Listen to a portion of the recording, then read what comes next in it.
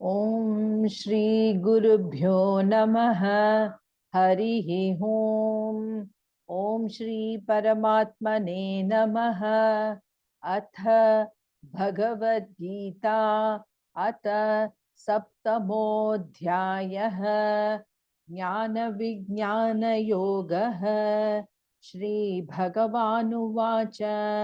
मय्यासक्तमनाः पार्थ योगैयुञ्जन्मदाश्रयः असंशयं समग्रं मां यथा ज्ञास्यसि तच्छृणु। ज्ञानन्तेऽहं सविज्ञानम् इदं वक्ष्याम्यशेषतः यज्ञात्वा नेह भूयोऽन्यत् ज्ञातव्यमवशिष्यते।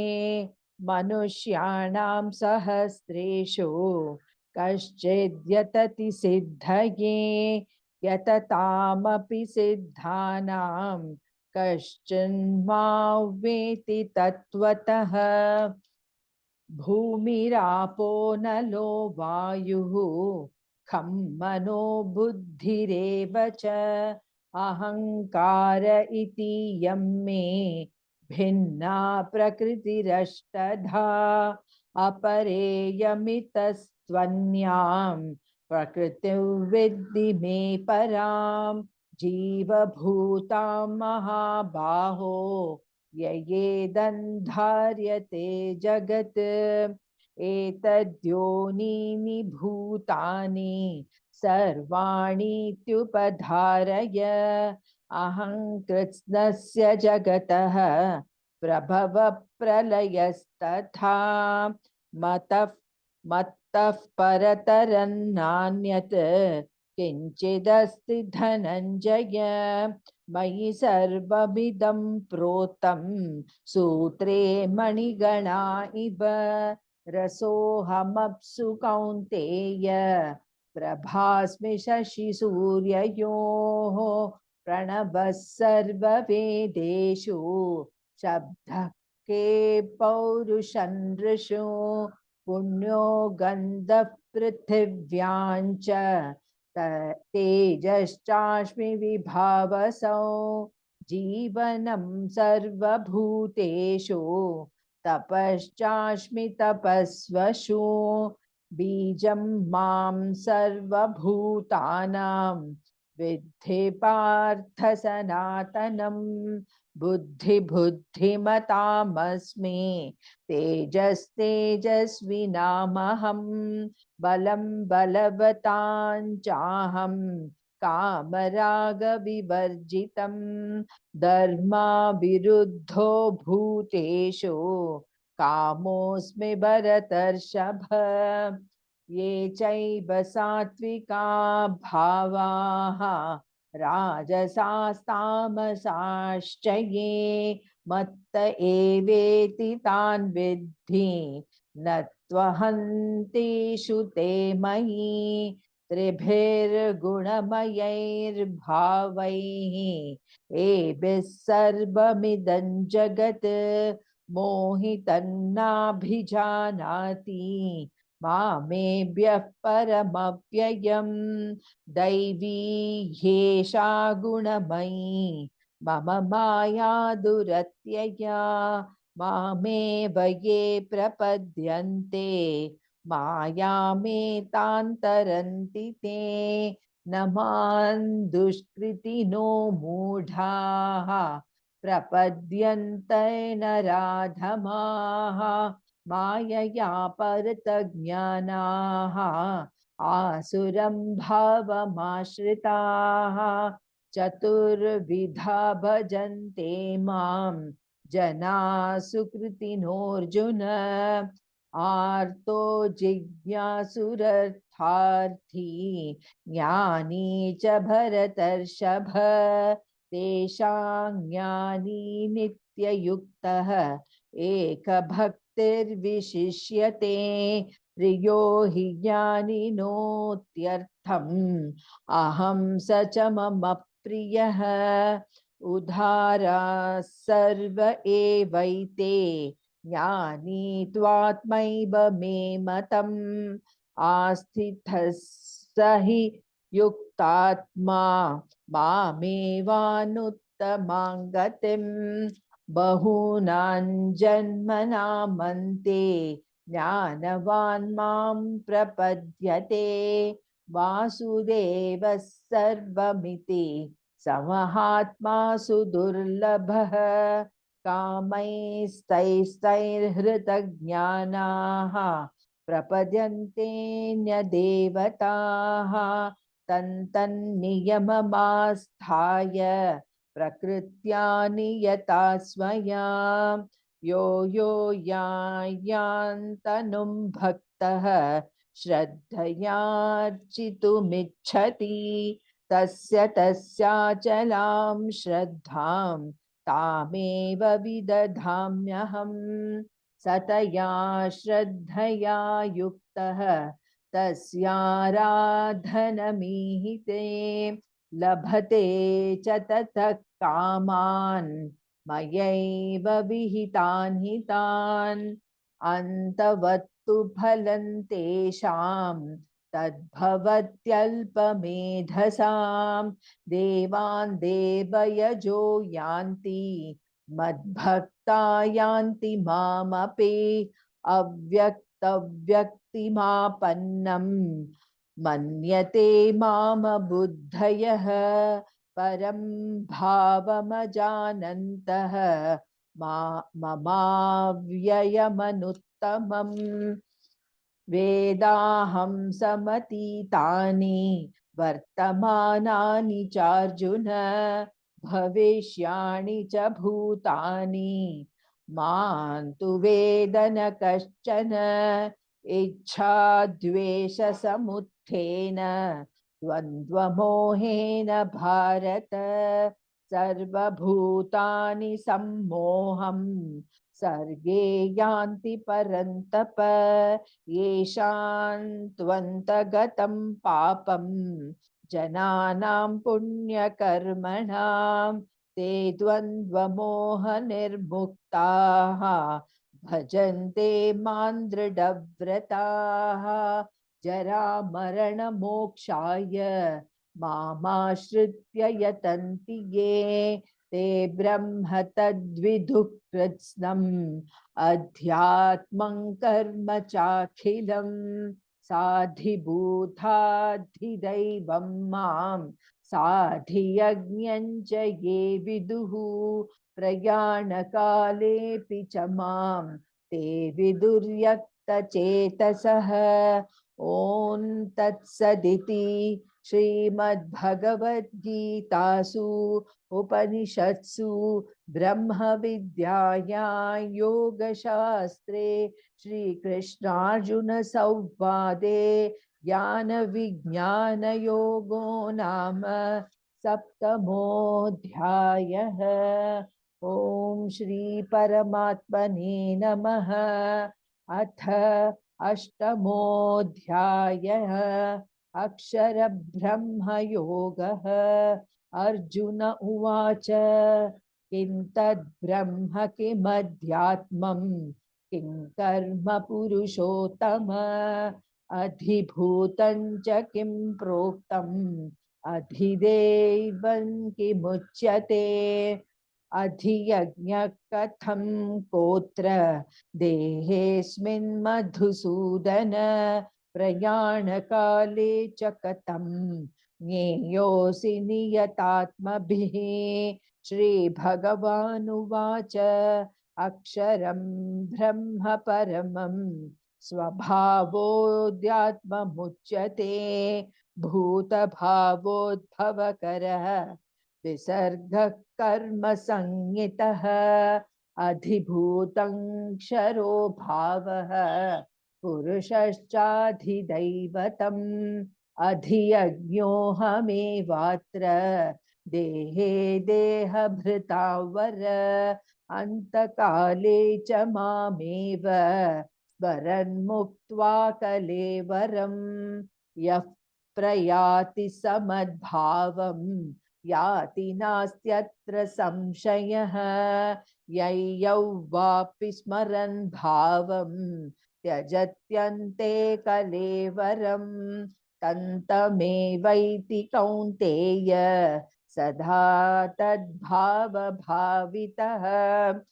तस्मात् सर्वेषु कालेषु मामनुस्मर युध्य च मय्यर्पितमनो बुद्धिः मामे वैश्यस्य संशयम् अभ्यासयोगयुक्तेन चेतसा नान्यगामिना परमं पुरुषं दिव्यं याति पार्थानुचिन्तयन् कविं पुराणमनुशासितारम् अणोरणीयां समनुस्मरेद्यः सर्वस्य धातारमचिन्त्य रूपम् आदित्यवर्णं तमसः परस्तात् प्रयाणकाले मनसाचलेन भक्त्या युक्तो योगबलेन चैव भ्रुवोर्मध्ये प्राणमावेश्य सम्यक् सतं परं पुरुषमुपैति दिव्यम् यदक्षरवेदविदो वदन्ति विशान्ति यद्यतयो वीतरागाः यदिच्छन्तो ब्रह्मचर्यं चरन्ति तत्ते पदं संग्रहेण प्रवक्ष्ये सर्वद्वाराणि संयम्य मनोहृदि निरुध्य च मूढ्न्याधायात्मनः प्राणम् आस्थितो योगधारणाम् ओमित्येकाक्षरं ब्रह्म व्याहरन् मामनुस्मरन् यः प्रयाति त्यजेन् देहं स याति परमां गतिम् अनन्यचेताः सततं यो मां स्मरति नित्यशः तस्याहं सुलभः पार्थ नित्ययुक्तस्य योगिनः मामुपेत्य पुनर्जन्म दुःखालयमशाश्वतं नाप्नुवन्ति महात्मानः संसिद्धिं परमां गताः आब्रह्मभुवनाल्लोकाः पुनरावर्तिनोऽर्जुन मामुपेत्य तु कौन्तेय पुनर्जन्म न विद्यते सहस्रयुगपर्यन्तम् अहर्यद्ब्रह्मणो विदुः रात्रि युगसहस्रान्तां तेहोरात्रविदो जनाः अव्यक्ताद्व्यक्तयक्तव्य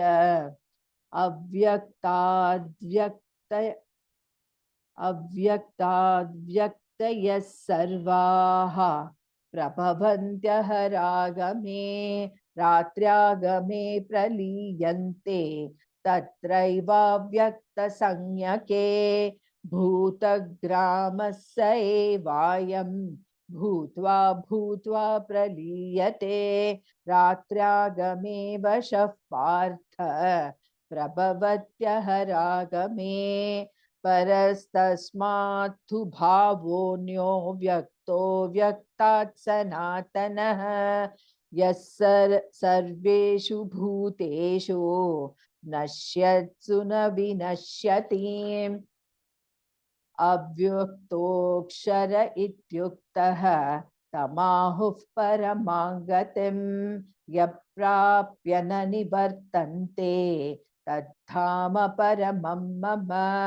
पुरुषः स परः पार्थ भक्त्या लभ्यस्तवन्यया यस्यान्तस्थानि भूतानि येन सर्वमिदं ततं यत्र काले त्वनावृत्तिम् आवृत्तिं चैव योगिनः प्रयाता यान्ति तं कालं वक्ष्यामि भरतर्षभ अग्निर्ज्योतिरः शुक्लः षड्मासा उत्तरायणम् तत्र प्रयाता गच्छन्ति ब्रह्मविदो जनाः धूमो रात्रिस्तथा कृष्णः षण्मासा दक्षिणायनम् तत्र चान्द्रमसञ्ज्योतिः योगी प्राप्य निवर्तते शुक्लकृष्णे गतीह्येते जगतः शाश्वते मते एकया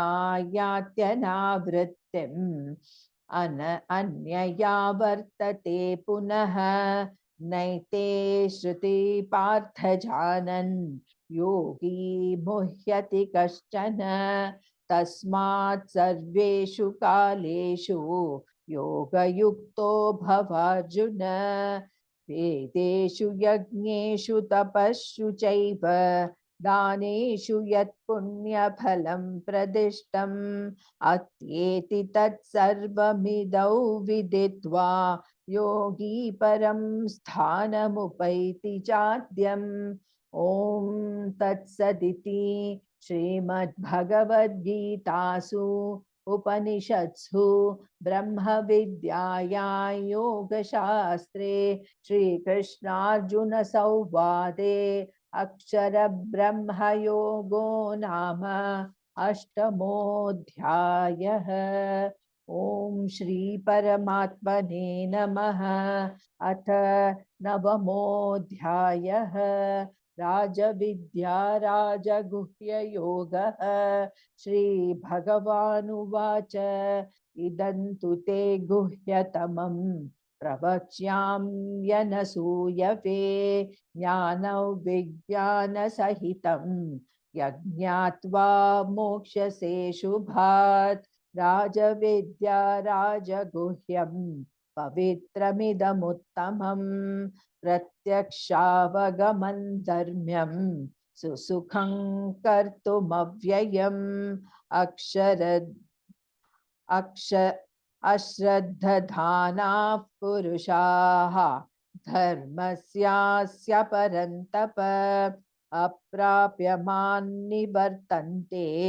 मृत्युसंसारवर्त्मनि मया तदमिदं सर्वं जगदव्यक्तमूर्तिना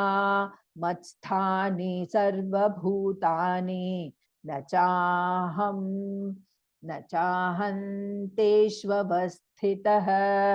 न च मत्स्थानि भूतानि पश्य मे योगमैश्वरम् भूतभृन्न च भूतस्थः